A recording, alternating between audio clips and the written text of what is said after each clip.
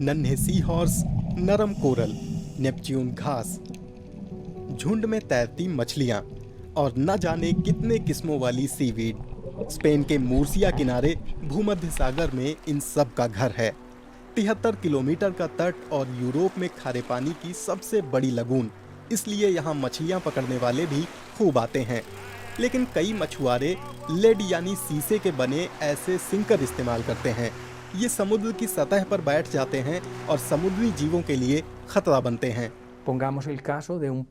Lead के एक टुकड़े पर उगने वाली काई को खाने वाली मछली का मामला लीजिए। जब मछली उसे खाना शुरू करती है तो उसके शरीर में लेड भी जाता है। वो समुद्री खाद्य श्रृंखला का हिस्सा बन जाता है। छोटी मछली को बड़ी मछली खा जाती है और ये सिलसिला आगे चलता है। इस तरह लेड एक मछली से दूसरी मछली तक जाता है और अंत में वो सी फूड के उपभोक्ताओं के रूप में हमारी थाली तक आता है।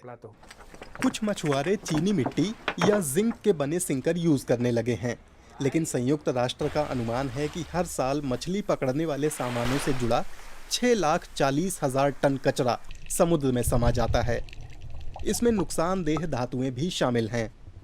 इस समस्या से निपटने के लिए हिप्पोकैम्पस संगठन से जुड़े वॉलंटियर्स ने प्लम्बम प्रोजेक्ट शुरू किया है। ये संगठन छोटी थूथन वाले सी हॉर्स के संरक्षण में जुटा है। प्लम्बम बहुत सारे गोते लगाने के बाद अस्तित्व में आया एक प्रोजेक्ट है। समुद्र तल में हमने धातुओं का इतना सारा कचरा देखा। स्पोर्ट फिशिंग और पेशेवर फिशिंग में इस्तेमाल होने वाला लेड और लेड सिंकरों से भरे जाल भी। समुद्र से धातुएं निकालने के लिए ये प्रोजेक्ट फेलिस हेरांज जैसे वॉलंटियर्स के एक बड़े नेटवर्क पर निर्भर है। आज वो काबो डी पालोस गांव के तट की सफाई में शामिल हो रहे हैं। ये भूमध्य सागर बेसिन के सबसे ज्यादा जैव विविधता वाले इलाकों में बसा गांव है। हम लोग समुद्र तल से लेड निकालने जा रहे हैं। फिशिंग गियर के वजन और हुक ही ज्यादातर वहां पड़े होते हैं।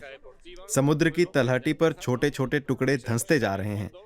देखते हैं किस्मत कितना साथ देती है। मेटल डिटेक्टर्स की मदद से गोताखोर एक बार में 4 से 45 किलो सीसा बीन लाते हैं। ये नतीजे प्रोजेक्ट पर निगाह रखने वाली वेबसाइट पर दर्ज किए जाते हैं।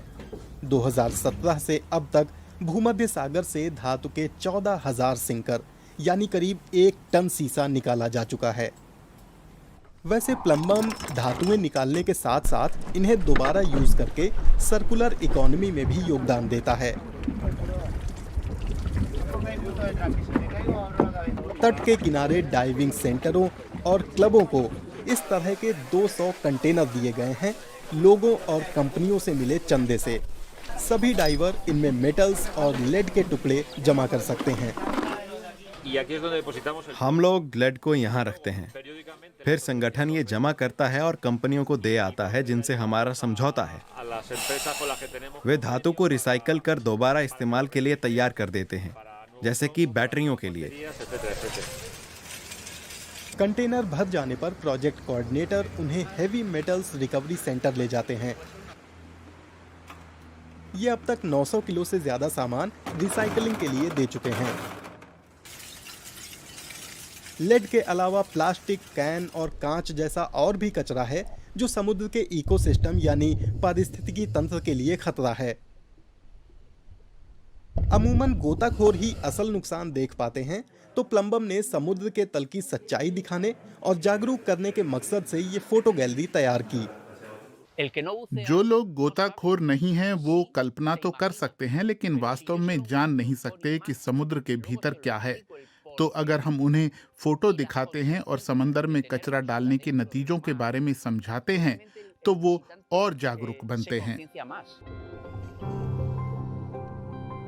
सस्टेनेबल सिंकर को बढ़ावा देने के साथ साथ प्लम्बम इको फ्रेंडली समुद्री नीतियां लागू कराने में सरकारों के साथ भी काम कर रहा है और अपील कर रहा है कि समुद्र में कचरा बिल्कुल न फेंकें।